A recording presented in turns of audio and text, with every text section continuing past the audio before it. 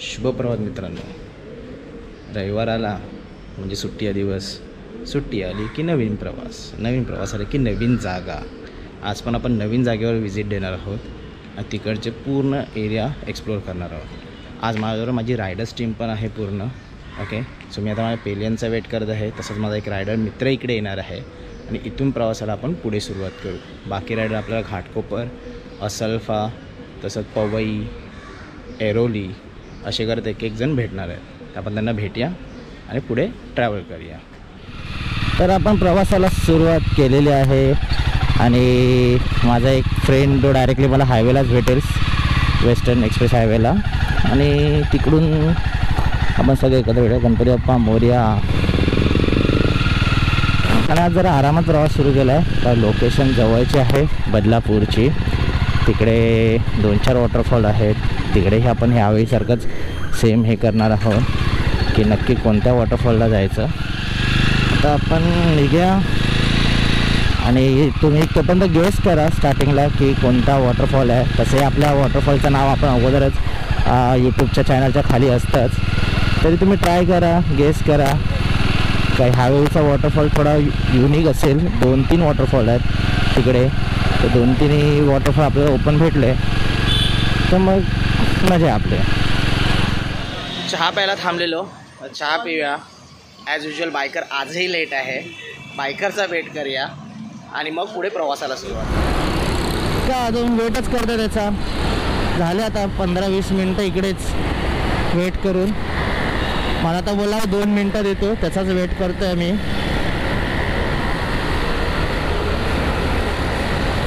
Location guess केली नसेल तर बदलापूरला आहे.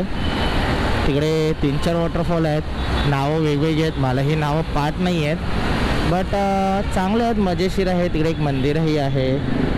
तर सध्या मंदिर बंद आहे. 1 तारखेला मंदिर ओपन होतील असं समजण्यात आलं आहे. लेट्स सी, एन्जॉय करू, पुढचा प्रवास करू, बाकीच्या रायडर्सना भेटू आणि धमाल मस्ती करू.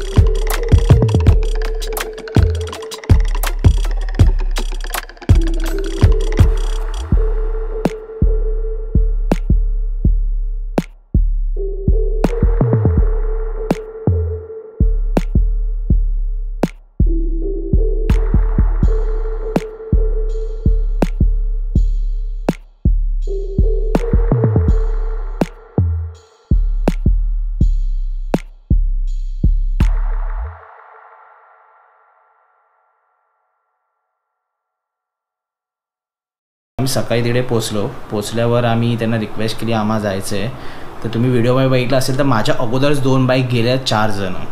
जेव्हा त्यांना विचारलं नाही ते गावातलेच होते, पण जसं त्यांच्या नंबर प्लेट जर बघाल तर MH02 MH03 या साधारण होत्या. आणि नंतर मी गेलो, जो कॉन्स्टेबल त्याशी बोललो फर्स्ट, जो तिकडे उभा असताना दिसतोय. तर ते बोलतात नाही आम्ही नाही पाठवत असं तसं. मग त्यांनी एका मॅडमला फोन लावला. तर त्यांचं म्हणणं की लॉकडाऊनचा काय आहे तुम्हाला समजतं काय नाही वगैरे. तर आम्ही बोललो मॅम खूप लांबवलं आहे. तर ठीक आहे तुम्ही काहीतरी तोडपाणी चायपाणी द्या आणि जा. तर मी बोललो पैसे का द्यावे, जर महाराष्ट्र शासनाने पर्यटन क्षेत्र खोललेलं आहे तर मी पैसे का द्यावे. तर मी त्यांना रिक्वेस्ट केली नाही, तरी त्यांनी माझ्यावर आर्ग्युमेंट केली. तर तिकडे अजून एक आले साहेब, मी स्पेसिफिक नाव नाही घेणार आहे. तर त्यांनी माझ्यावर हे केली की मुलींना घेऊन येता, मुलं हे ते, तुम्ही काय थेरं करता, नको ते काय, अरे बापाच्या जीवावर उडता. हे असं सगळं बोलण्याने डेफिनेटली कोणाचंही रक्त खवेल, पण मी त्यांचा आदर केला, त्यांच्या वर्दीचा आदर केला आणि मी त्यांच्याशी खूप प्रेमाने बोललो. नंतर त्यांनी बोलले की तुम्ही एक काम करा, बोर्डर लिहिल्या नंबरवर साहेबांची परमिशन घ्या. बोललो ठीक आहे. मी त्या साहेबांना फोन केला, साहेबांशी बोललो, तर साहेब ॲग्री झाले. बोलले की थोड्या वेळाने तुम्ही त्यांच्याशी बोला, तुम्ही वाटलंच तुम्ही जाऊन या, सध्या वातावरण गरम असेल म्हणून. मी बोलतो त्यांच्याशी, मी परत येऊन साहेबांशी बोललो, साहेब ॲग्री झाले. मी त्यांना फोन दिला, साहेब बोला. तर त्या व्यक्तीने, जे कॉन्स्टेबल तिकडे होते, त्यांनी सरळ माझ्या खोडा आरोप केला की साहेब ह्यांच्या 10-12 गाड्या आहेत, नको ती थेरं करतायत, पोरी घेऊन आल्या आहेत. राईड करणं किंवा एका पर्यटन क्षेत्राला सोबत कोण असणं ह्याचा अर्थ असा नाही होत की ती थेरं केली जातात. आज भलेही मी माझ्या टीम्सबरोबर होतो, आमच्या 5 ते 6 बाईक्स होत्या, 10-12 जण होतो ॲग्री, पण आमच्याकडे प्रत्येकाकडे मास्क होते, सॅनिटायझर्स होते, प्रॉपरली आम्ही किटमध्ये होतो, जेणेकरून आमच्यामुळे कोणाला त्रास नाही होणार. आणि आमच्या अगोदर खूप लोकं गेलेली. त्यात सिनेरिओ असे आहेत की तिकडे एक दुसरे 2 स्टारवाले आले, त्यांचं म्हणणं कोण बोललं पर्यटन क्षेत्र ओपन झाले आहे. मी बोललो साहेब पर्यटन क्षेत्र महाराष्ट्राची सगळी ओपन झाले आहेत, मी स्वतः फिरतो. तो तर नाही महाराष्ट्रातली ओपन झाली असतील, आमच्या इकडे नाही आलं आहे. मी त्यांना क्वेश्चन केला, कुसगाव काय महाराष्ट्रात येत नाही. तर माझं बोलतं की उज्जत घालतोयस तू, तुझ्यावर केस टाकेन, हे करेन. तर मला त्या गोष्टी पटल्या नाहीत. तेव्हा मग मी त्यांना बोललो साहेब हे चुकीचं आहे म्हणून. तर मी ह्या सगळ्या आर्ग्युमेंटमध्ये थोडा लेंदी गोष्टी झाल्या, थोड्या आर्ग्युमेंट झाल्या. शेवटी आम्ही त्या लोकेशनला गेलोच नाही, कारण का नंतर ज्या मी सहाय्यक उपनिरीक्षकांना फोन केलेला तिकडच्या स्थायिकांना, तर त्यांना जेव्हा त्या कॉन्स्टेबलने सांगितलं की 10-12 गाड्या आहेत, खूप जण आहेत, नको ती उज्जत करतायत, तर त्यांनीही माझी परमिशन कॅन्सल केली. मग मी पण त्यांचा रिस्पेक्ट ठेवून मी तिकडून निघालो. तर मी तुम्हाला ह्या माझ्या फुटेजमध्ये मध्येच दाखवतो की किती बाईक्स होत्या. आमच्या 5 बाईक होत्या, 7 ते 8 लोक आम्ही असू. तर ह्यामध्ये 15-20 लोक असण्यासारखं असं काही नव्हतं आणि प्रत्येकजण प्रॉपर किटमध्ये होतं बस, कारण का आम्ही रूल्स फॉलो करतो राईड्सचे.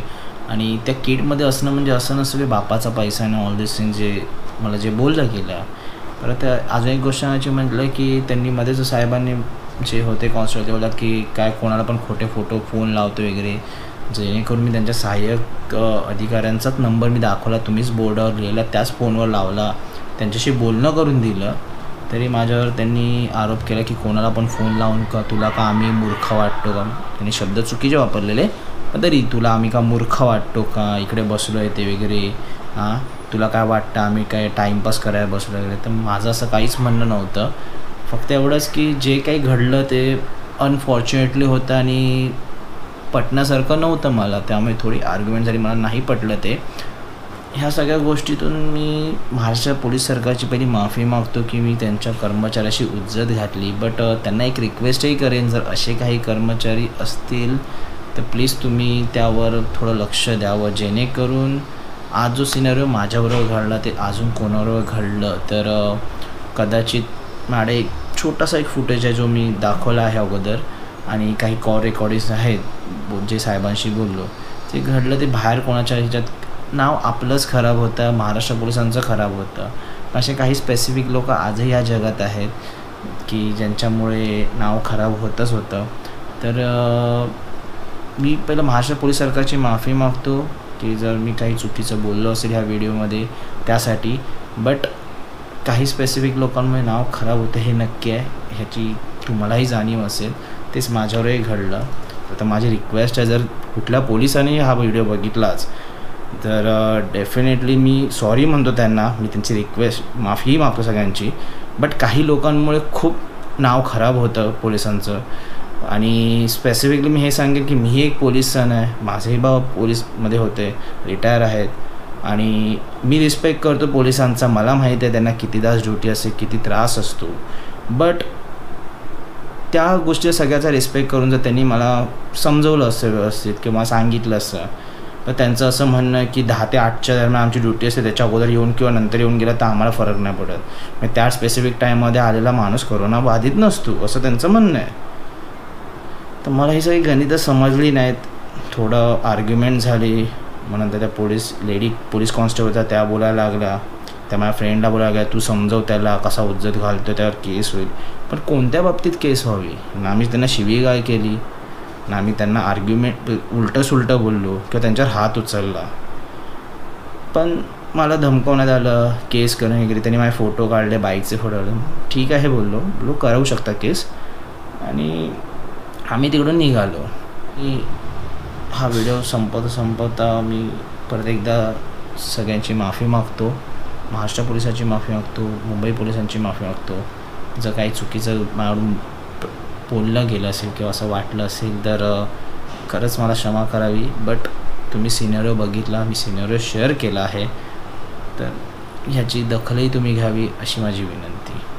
एक छोट्याशा लोकेशनला मी व्हिजिट मारली, तो मी सीन दाखवतो पुढे, तो बघा. आणि एक स्मॉल वॉटरफॉल आहे, तुम्हीही जाऊ शकता, एन्जॉय करू शकता. धन्यवाद.